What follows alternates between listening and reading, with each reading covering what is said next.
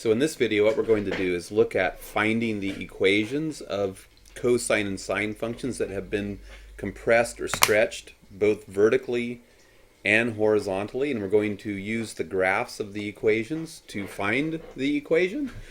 So what you want to do to start out with is identify whether the function that you're looking at, whether the graph that you're looking at looks more similar to how you would expect the sine function or the cosine function to start. So this graph starts at the origin, which is how the sine function starts. So if I'm going to come up with an equation model for it, I'm going to identify that using the sine function is probably going to be easier than using the cosine function. So we'll say, hey, this guy's going to be a sine function, so he's going to look like f of theta equals a sine b theta. And then our job is to come up with the a and the b. So the next step probably is to identify what does a period look like. So when we sweep through from high to low back to where we start, where is that period number? So here I see that the period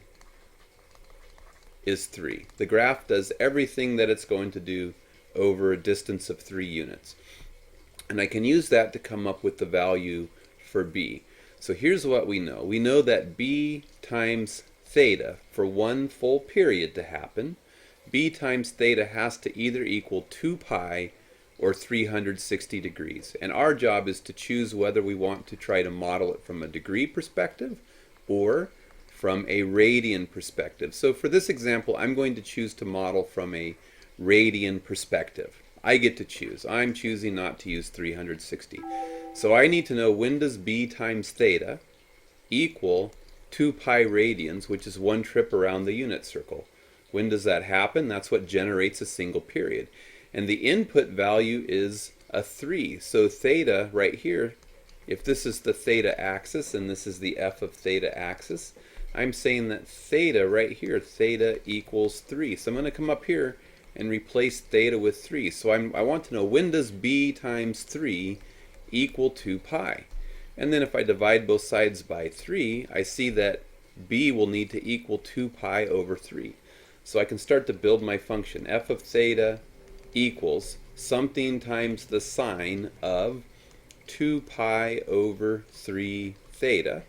And my check on work is when I plug this number 3 in, if this is one period, if 3 units is one period, when I plug 3 in, I should get 2 pi radians, or one trip around the unit circle. And indeed, I notice that if I plug 3 in, it's going to cancel the 3 in the denominator, leaving me with 2 pi. So this looks right. And then the next step, to find a, we just need to identify what the amplitude is. How high is the function above the theta axis in this case? And I see that it's 2 units. The toolbox function is 1 unit. This is twice as high as the toolbox function, so I need to multiply it by a factor of 2. And there is my equation based on the graph of the function. So we'll look at another example. So again, I'm going to look at how the function starts, and I'm going to say, does it look like I should model it more naturally with a sine or cosine function? And we want to recognize that the cosine function doesn't start on the origin, the sine function does. So because this function is starting off of the origin, I'm probably going to want to model it using the cosine function. So my model is going to be an f of theta equals a times cosine of b theta.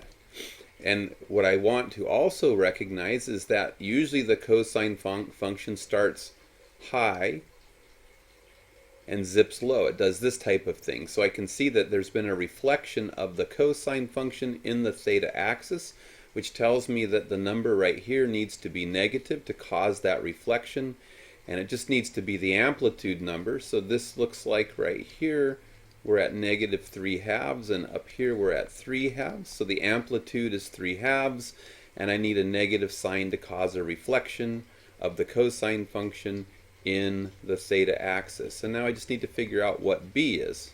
So again, to figure b out, we just look at what's one period look like. Well, we're starting low, sweeping through to high, and ending up back at the low spot at pi over 2. And because I have a pi here, I'm going to identify that I probably want to model in radians as opposed to degrees. So we play the same game that we did on the previous slide. We say, hey, the input's going to look like a scalar times the input variable. It's going to look like b theta. But here, this is the theta axis. This is my f of theta axis. So I see right here 1 period happens when the input is equal to pi over 2. There's my 1 period number right there.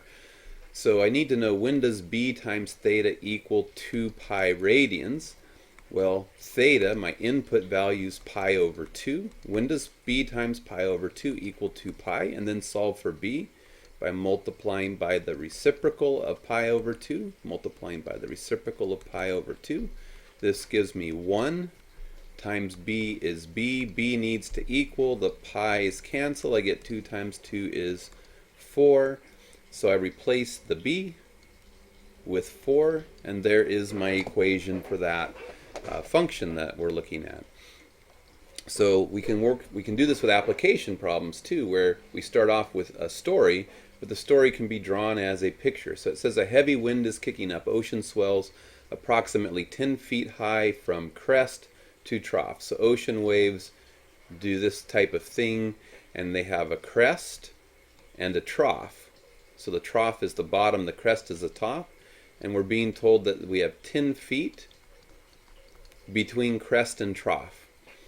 So the wavelengths, we're told the wavelengths, so the distance from one trough to another, or one crest to another crest, we're told that the wavelength is 250 feet, and we want an equation that models the swells, and then it says graph the equation. Well, the way that I think you should do it is actually graph the equation first. So let's come up with a model.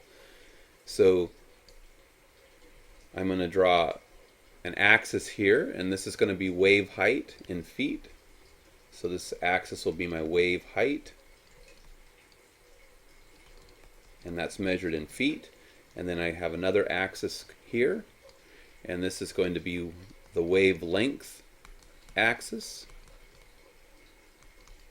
in feet. And notice I can choose at the origin, I can choose to start at a crest, a trough. The wave is going to have a midline to it that's halfway between the crest and the trough. So it's going to be 5 feet to that midline. So I can choose how to start this. So I could say, hey, I'm going to choose to start at the midline of the wave, and I'm going to go up to its crest, back down to its midline. I'm going to draw a wave down to its trough and back up to its midline. I could just as easily have started up here at the crest. I could have started drawing down here at the trough. All of them would be valid and generate a valid equation. So what do we know? Well, we know it's 10 feet between crest and trough, so we need to evenly split. 10 divided by 2 is 5 feet. The amplitude is 5 feet. We're going from 5 to -5, and 0 represents sea level. So here's sea level.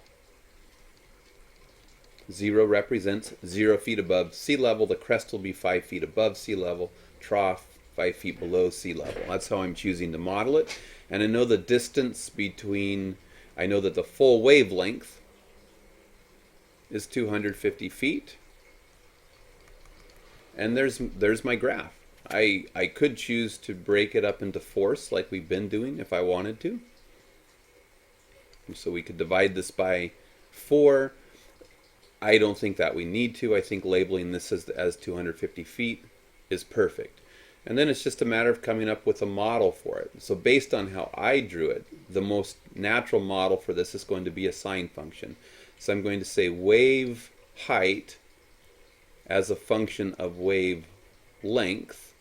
So let's do the height. The height of the wave as a function of its length is going to equal, and I need a scalar out here, and my amplitude's 5. My function hasn't been reflected over the horizontal axis, so I'm going to say this is going to be 5 times the sine of some stuff. and it's going to be some scalar b times the wavelength. I chose my input variable to be L, so it's going to be b times L. And what I need to know is, when will b times L equal either 2 pi or 360 degrees? It's my choice. Do I want to model this from a radian perspective, or do I want to model this from a degree perspective? If I'm modeling from a radian perspective, when does the input b times L equal 2 pi radians, or one complete trip around the unit circle? But L for my period is 250, so I need to replace my input variable with the period number 250, b times 250, and solve it for b by dividing both sides by 250. So we get b equals 2 times pi over 250, which reduces to pi over 125 for my value of b. So I'm going to replace b with pi over 125 times my input variable length, and this should be a model for my wave. My check on my work for the inside the function here is to plug 250 in for L and make sure it simplifies to 2 pi or 2 pi radians for one trip around the unit circle.